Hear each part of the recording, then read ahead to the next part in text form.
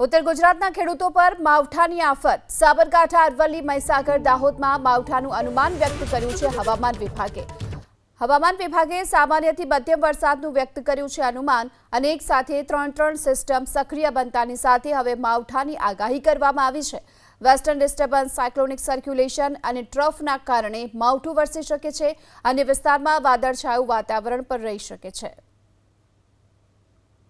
Isolated light rain और thunderstorm का जो वार्निंग दिया है, ये तीन सिस्टम के कारण पॉसिबिलिटी है।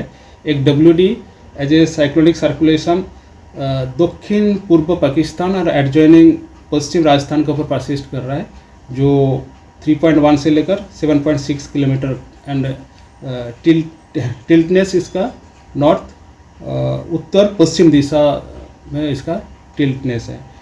और एक induced cyclonic circulation south west Rajasthan और नेबरहुड में परसिस्ट कर रहा है eight 1.5 kilometre above mean sea level. एक ट्रफ लाइन पास कर रहा है, वो ईस्ट सेंट्रल अरेबियन सी से लेकर सेंट्रल मध्य प्रदेश अक्रॉस हमारा गुजरात और south east Rajasthan at 1.5 kilometre above mean sea level.